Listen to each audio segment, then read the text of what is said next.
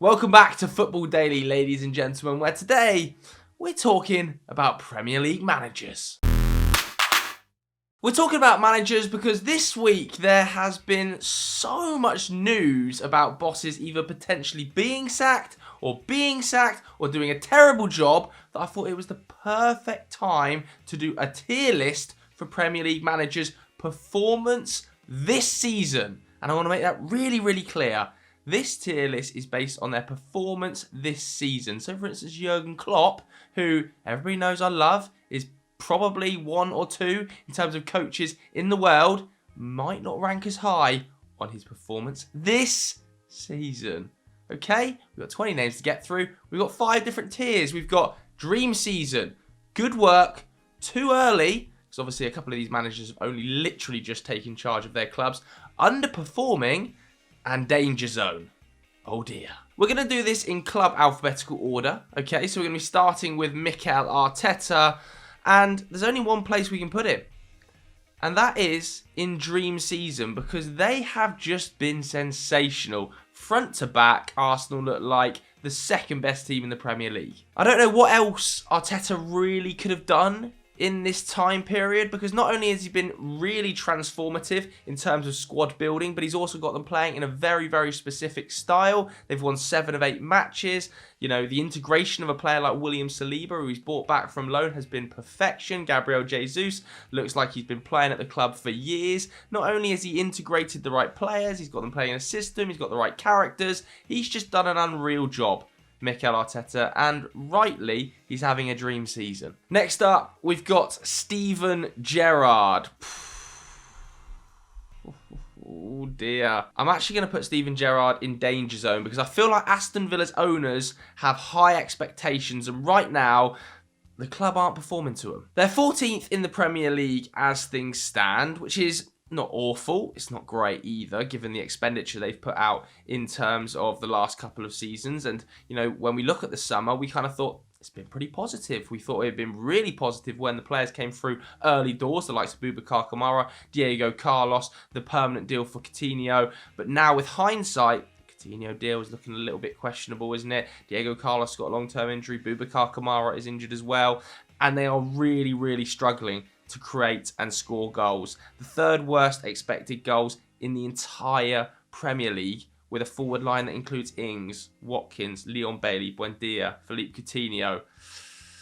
That's not great. So yeah, to have only scored 6 goals in the first 8 matches, I think is a real negative. And yeah, I think I have to put him in danger zone. Probably quite close to underperforming as well, but it's just not been great for Gerrard, has it? Gary O'Neill, we can fly over. I think it's just too early to judge him, although it has to be said, I haven't really seen any strong names linked with that Bournemouth job, so it looks like it's going to Gary. Let's go to Brentford next, where, let's have it right, Thomas Frank is doing a really good job. To have Brentford 10th is no mean feat. I think people forget just how small of a club Brentford is, really, because of how well they've done over the past couple of years, and the majority of that is down to the brilliant coaching of Thomas Frank. And that's continued this season, really, hasn't it, for Frank? I think they've got the 6th best expected goals in the Premier League. They're 7th by expected goals against. They've got a really clear brand of football. He's got Ivan Toney firing on all cylinders and becoming an England international, which is a huge moment for Brentford Football Club. I just don't really know what else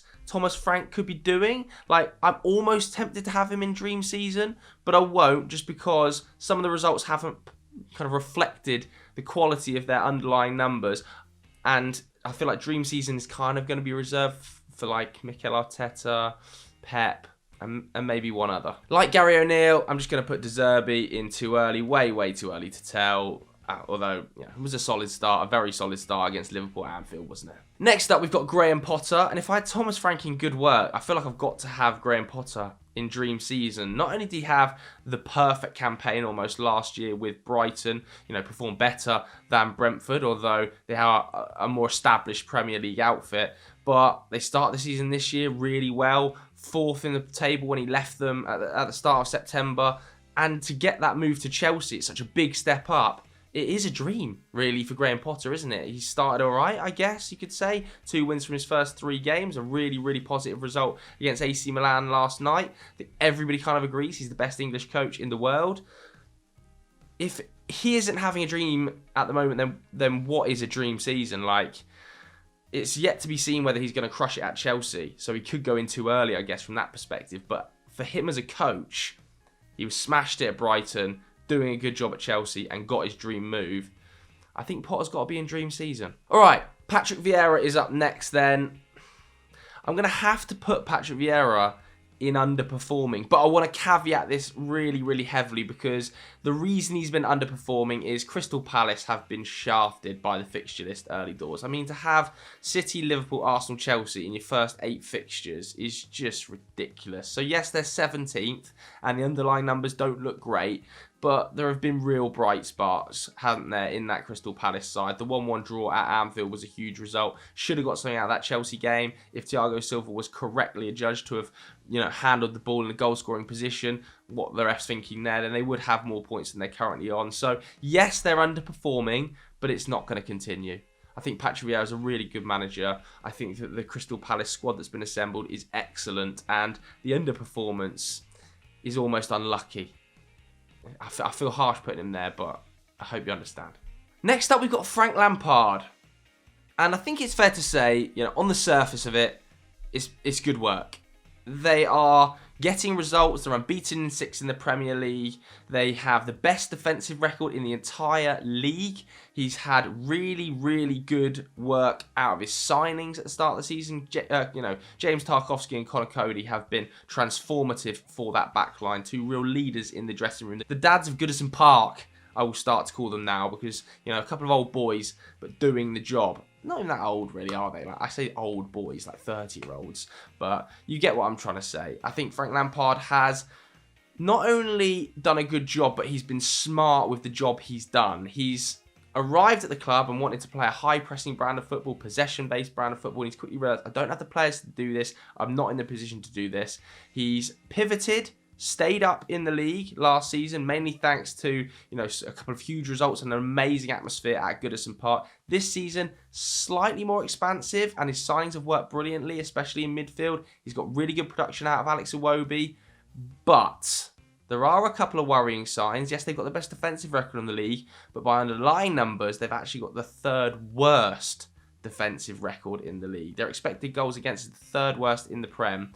So, going forward, there might be some worries on the horizon, but right now, it's hard to disagree he's doing a good job. I'm a bit of a Lampard apologist. I like the guy. All right, next up, we've got Marco Silva, who, a bit like Frank, is doing a good job because, to have Fulham 8th in the league at this stage of the season is very, very positive. A lot of people, me included, had Fulham as a relegation candidate. I had them in my bottom 3, and that's for sure. And they haven't performed like one. They've performed as a real team. Pellegrini looks a great pickup. Mitrovic has hit the ground running in the Premier League. But a bit like Everton, there are some underlying worries for me, particularly at the back. I think expected goal difference has them 2nd worst in the Premier League. Only Nottingham Forest performing at a poorer rate. So I can see the trajectory just dropping off a little bit, if you believe in underlying numbers. But, in terms of actual performance, right now, they're 8th.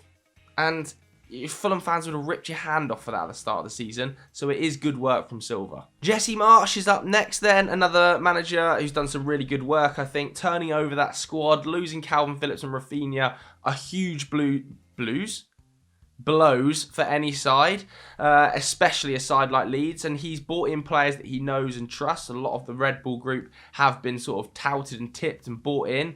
I think Tyler Adams hit the ground running. Brendan Aronson looks great. Mark Rocker looks great. So he's getting good output from his signings. They look very, very solid. They're tenacious. I think their goal difference by underlying numbers is a flat 0.0. So they are sort of middling, but it's a big, big turnover to lose those 2 players, and Jesse Marsch to take them from sort of relegation fodder, which they absolutely were towards the back end under Bielsa, to be a mid-table side is absolutely fine. In my book, that's pretty good work. We got Brendan Rodgers next.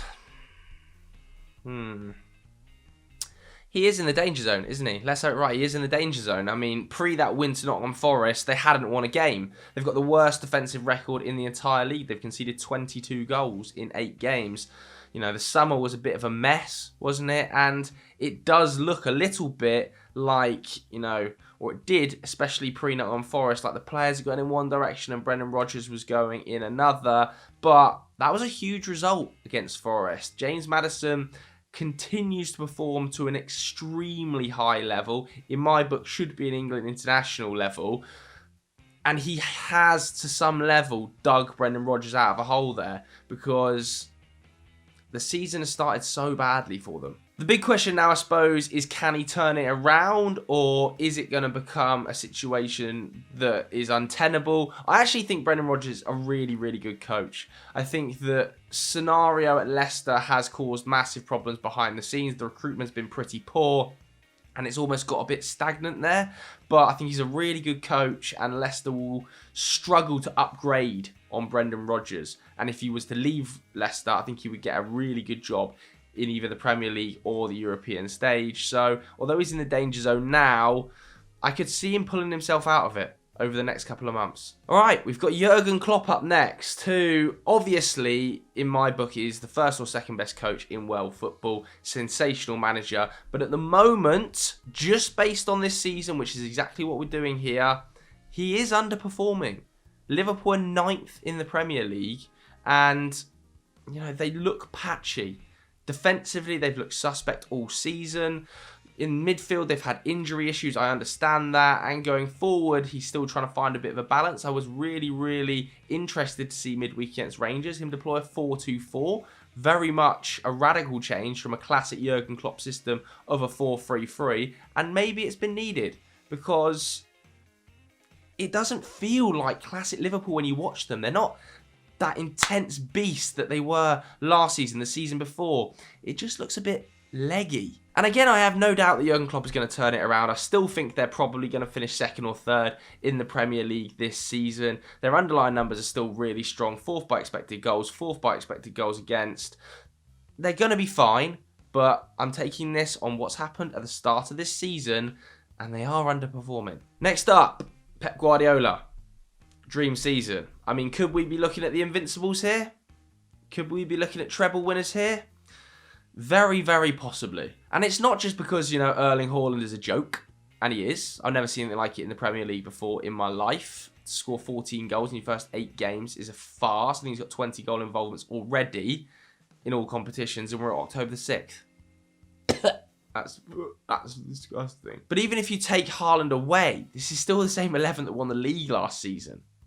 They're still an unbelievable side, and that is why I believe they can achieve something insanely special this season.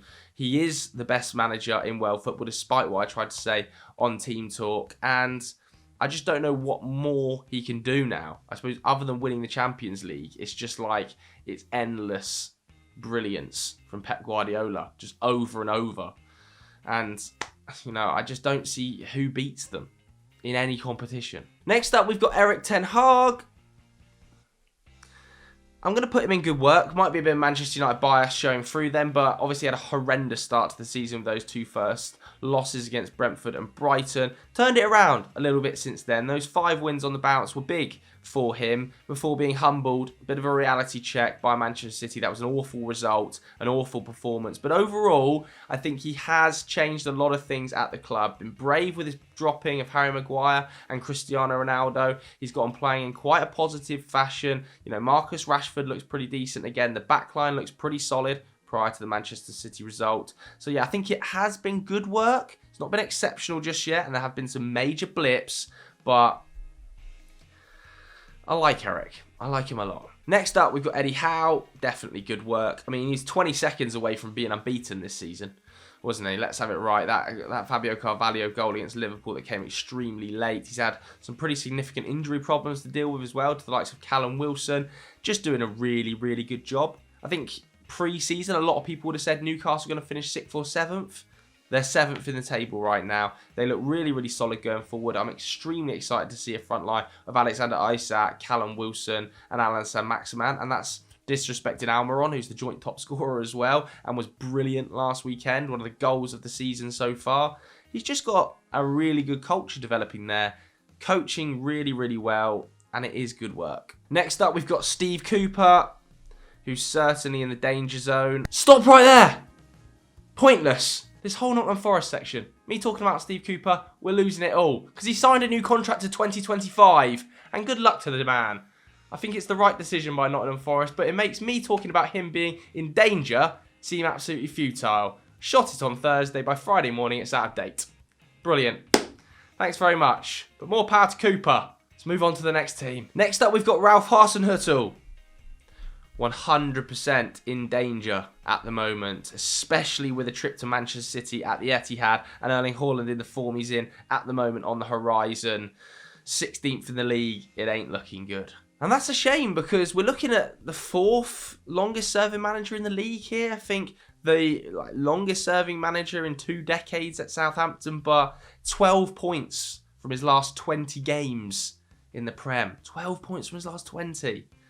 Oof. I think a lot of people, a lot of Southampton fans included, were a little bit surprised to see him still at the club at the start of the season. Obviously, the whole new coaching staff he was given when they let a lot of the previous staff go kept Hassenhuttl at the club, especially after that 4-1 defeat to Leicester at the back end of last season. A lot of people, I think, thought this is the right time to let him go, but obviously new ownership and all that stuck with him.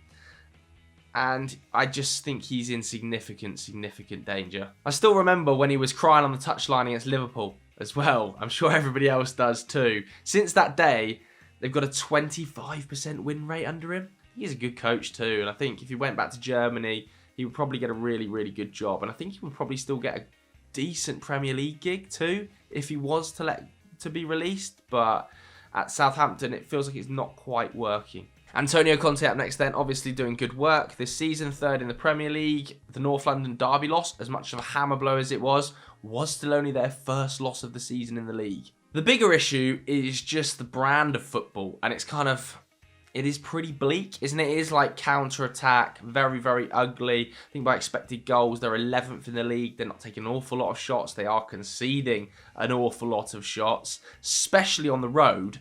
They haven't scored a goal from open play on the road since August the 28th. And that was Harry Kane. That's a bit worrying. You know, that sort of trend needs to change quickly. But nevertheless, I absolutely love Antonio Conte. And he is doing a good job. He's doing good work at Tottenham Hotspur. Despite the fact they might not be playing the prettiest football, he does get results. And that's pretty much exactly what everybody thought would happen. I still think he's going to finish in the top 4 this season. And he'll just grind it out. He finds a way. David Moyes up next. And West Ham are underperforming. They are underperforming at the moment. To be 15th in the league after the summer they had when they brought in Scamacca and they brought in Paqueta, Thilo Kehrer, Aguerd, I think is underperformance. I do think they will get better across the course of the season. I definitely am noticing Scamacca have a bit more of an impact and a bit more of a connection with Jarrod Bowen when he's played, especially in Europe. I'd like to see more of that. But overall, they haven't been great, West Ham.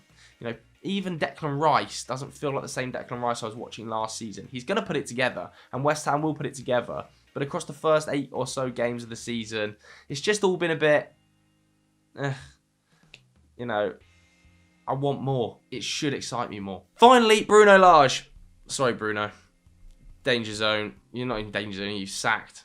I feel a bit sorry for him as well because, you know, the forwards just couldn't put the ball in the net. And yeah, it kind of became untenable because of that. So yeah, he's not even danger zone. He's like 1 below. I'll just leave him down there. So that was my list of ranking Premier League managers' performance at the start of this season. If you enjoyed it, make sure you hit the like button, hit subscribe, watch my other We Need to Talks. I think I did last week on Stay or Go Liverpool or Stay or Go England, something like that. Anyway, go back and watch it. Thanks very much for watching, everybody. See you later. Bye.